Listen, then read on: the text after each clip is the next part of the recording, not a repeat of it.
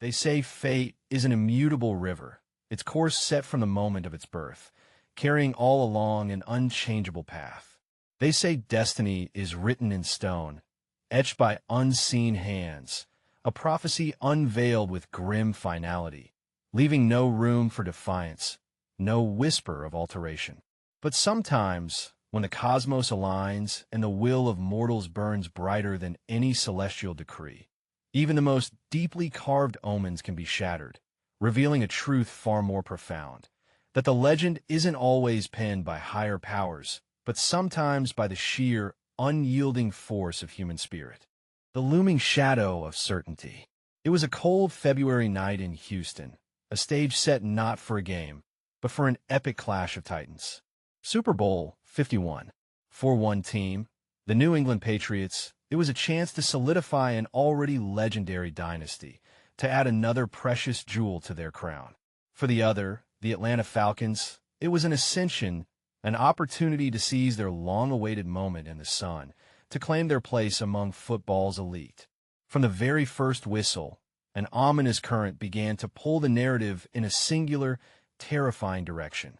The Falcons, with their explosive offense and relentless defense, stormed the field like a force of ancient nature, unleashing a whirlwind of speed and precision that left the Patriots reeling, exposed, and vulnerable. Every play seemed destined, every gain a foregone conclusion for Atlanta.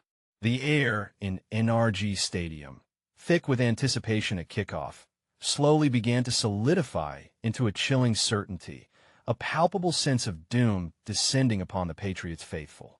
Their mighty offense, accustomed to dictating terms, found itself trapped in an impenetrable web, their vaunted defense carved open with surgical, disheartening efficiency.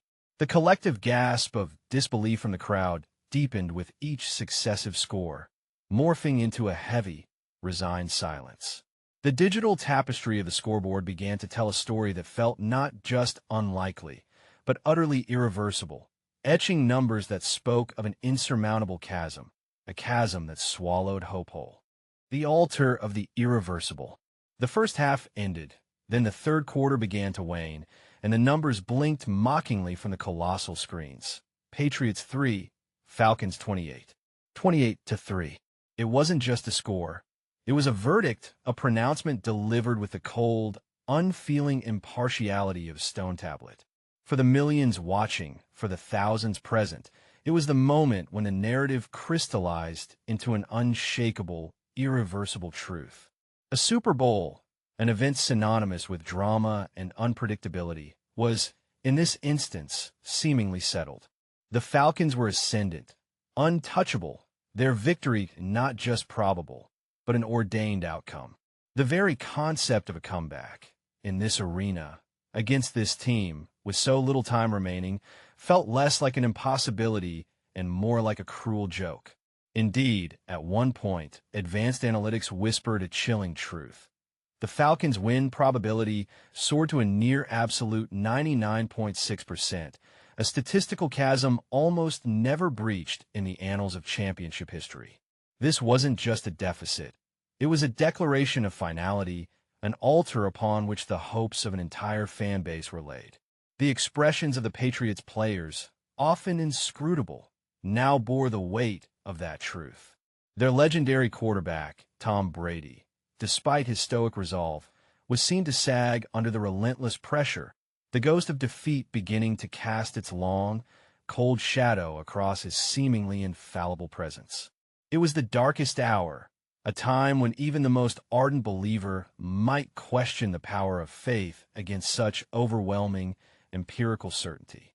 Echoes from the abyss. The halftime whistle blew, a mournful sound for some, a celebratory fanfare for others. In the Falcons' locker room, there was a quiet, building euphoria, the sweet scent of victory already in the air. For the Patriots, it was an abyss. The noise of the stadium, the roar of the crowd, faded to a distant hum, replaced by the deafening silence of self-reflection and the crushing weight of a seemingly lost cause. Here, in the belly of despair, is where true character is forged, where the fragile threads of belief are tested. Most would have conceded, most would have begun the internal process of rationalizing defeat. But this team, this particular group of individuals, possessed a different kind of spirit, a stubborn refusal to accept the unwritten script. Yet, amidst the silence of a deflated locker room, Julian Edelman, a warrior known for his unyielding fire, reportedly met the crushing weight of the scoreboard with an almost defiant declaration to his teammates: "We're not losing this game." A prophecy spoken long before any tangible shift in fortune. It was a flicker, a defiant spark in the overwhelming darkness, born not of delusion, but of an ingrained, almost mythological belief in their own collective resolve. This was the moment where leadership didn't just speak, but resonated. It was where Bill Belichick, the enigmatic architect, didn't need to deliver a grand, impassioned speech. His mere presence, his calm demeanor amidst the chaos, was a silent testament to the work ethic, the unwavering discipline, the culture he had meticulously cultivated. It was a decision point, a moment where the soul of a team could either surrender to the inevitable or gather its fractured pieces, not for a miracle, but for a fight. The unfurling of will. As the second half commenced, no divine lightning bolt struck, no sudden reversal of fortune manifested. Instead, a grinding, methodical shift began, almost imperceptible at first, like the slow, inexorable turning of an ancient gear. It began with a field goal, then a crucial defensive stop, then another. Each play, each down, each inch gained felt not like a stroke of luck, but an act of sheer, concentrated will.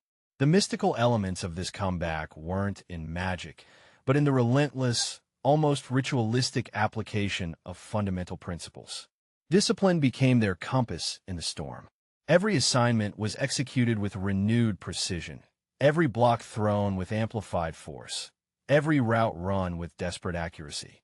Brady, the shaman of the huddle, orchestrated his offense with a calm authority, his eyes conveying a conviction that transcended the scoreboard. He wasn't chasing a miracle. He was simply executing the next play, then the next, adhering to the timeless mantra, one play at a time. The defensive unit, previously overwhelmed, now moved with a coordinated ferocity, swarming, tackling, disrupting. The Falcons, who had danced with effortless grace, now found their rhythm broken, their passes deflected, their runs stuffed. The momentum, once a roaring river flowing in Atlanta's favor, began to eddy, then slow, then, with an almost imperceptible tremor, began to shift its course, drawn by the gravitational pull of an unyielding purpose.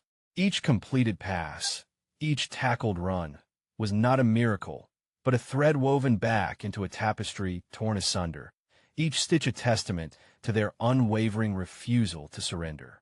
The shifting sands of fate. The fourth quarter arrived, pregnant with an almost unbearable tension. The scoreboard, though still heavily favoring Atlanta, no longer felt like a death sentence, but a challenge, a timer counting down not just to a defeat, but potentially to an unprecedented triumph. The Falcons, once so fluid and confident, began to falter under the relentless, mounting pressure. Their offense, previously unstoppable, now looked tentative, hesitant. Crucial penalties, dropped passes, and missed opportunities began to plague them, as if some unseen force was subtly tipping the scales, correcting an imbalance. Behind the stoic facade, Coach Belichick had unveiled an unprecedented second-half defensive scheme, particularly in aggressive, rotating coverage assignments against the formidable Julio Jones, a radical departure from his typically conservative adjustments, signaling a high-stakes, do-or-die strategic gambit. This strategic pivot, a bold move from a coach renowned for calculated precision, was a testament to his own refusal to accept defeat, his willingness to gamble on the power of adjustment, and his team's capacity for execution.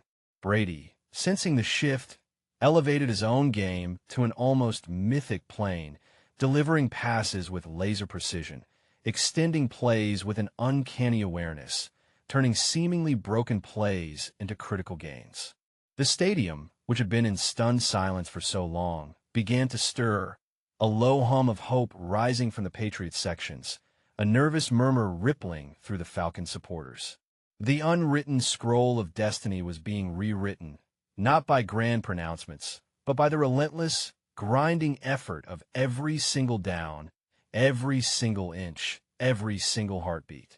The ascent from oblivion. With minutes dwindling in regulation, the score continued its agonizing crawl towards parity. The impossible was no longer a theoretical construct. It was a tangible, terrifying possibility for Atlanta and a surging, electrifying hope for New England. The Patriots drove, fueled by an almost spiritual energy, their every movement imbued with an unshakable belief. Then came the play that would forever be etched into Super Bowl lore, a moment that transcended sport and became a testament to human determination. Tom Brady's pass, deflected, almost intercepted, hung in the air like a prayer before Julian Edelman. A blur of defiant motion, somehow snared at inches from the turf. A catch so improbable, so miraculous. It felt like an act of divine intervention, a physical manifestation of their refusal to surrender. The stadium erupted, a primal roar shaking the very foundations of the arena. This wasn't just a catch. It was a defiant shout against the face of certainty, a symbolic breaking of the chains of defeat.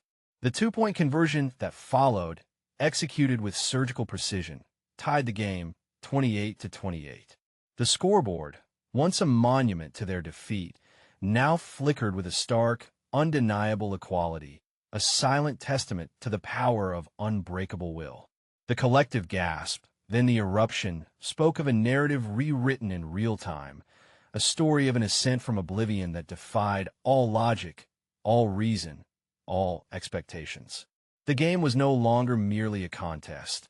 It was a journey, a pilgrimage through the valley of shadows, now arriving at the precipice of an unimaginable glory. The overtime reckoning.